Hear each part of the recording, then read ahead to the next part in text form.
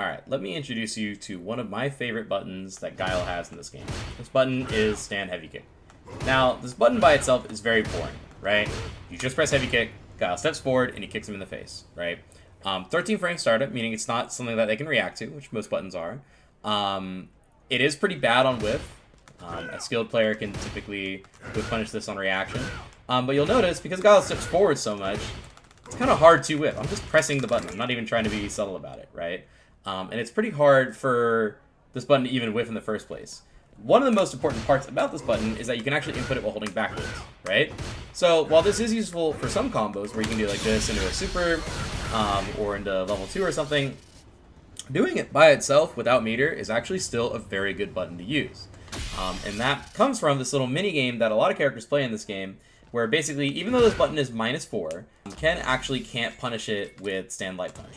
So even after pressing stand heavy kick here, Ken cannot punish this, right? And this is very important, because what this means is that Ken has to commit to a bigger button to actually press something, right? But obviously I can block that. So there's kind of this mini game that gets played that, let's say Ken does heavy punch, because he knows that he can't punish with a light. Well, I actually have time to press a button first, right? Because even at like a further range like this, he can hit me. So I have to be very careful about pressing it just the right time in order to stuff him. Now this one is a little bit difficult just because it's very fast, right? But you have tools, right? Light kick can be good to stuff this. It's not a very high reward option, but it's a good like shutdown option for that. Light punch can be very good, especially because you can cancel into sonic boom. So that you do have options here. Now obviously the risk is that, well, if he goes just the fast button, I lose. He presses before me every time. Although that one's kind of a funny case, because it whiffs, and I can stand like kick whiff punishes that. But for the most part, it's kind of hard to press after this if he's just going to jab, right? So what you do is you have to whiff punish it.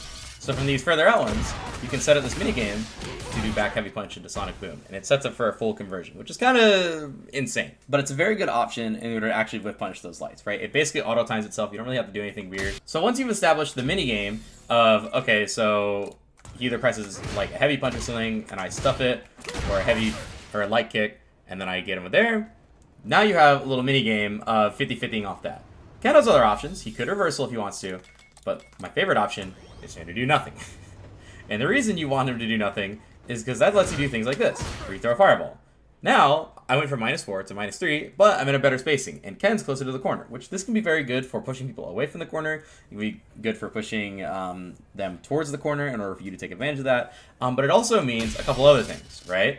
If he's going to hesitate enough for me to throw that 10-frame fireball, I mean, who knows, right?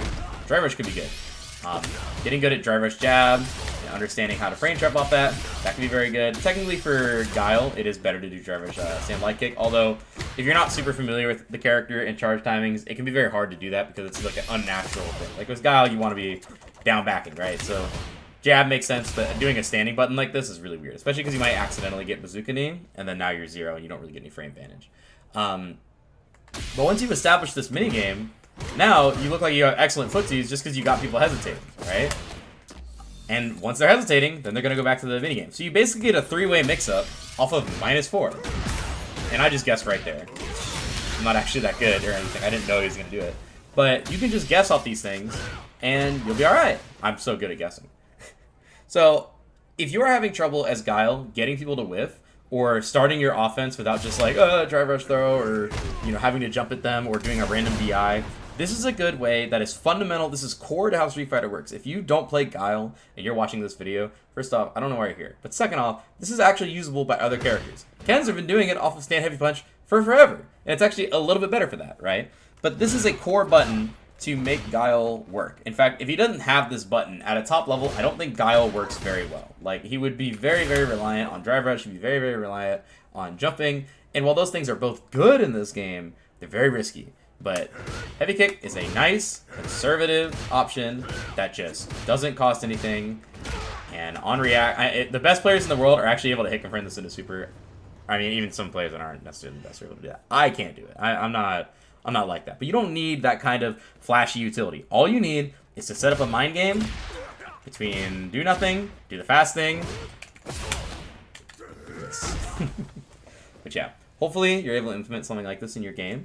And it should make things a little bit easier to be aggressive as Guile, because Guile's not just a zoner. He is also an offensive character. Now, he's not as good at it as some other characters, but the versatility is what makes him strong, and you have to use both sides if you're going to do well with him.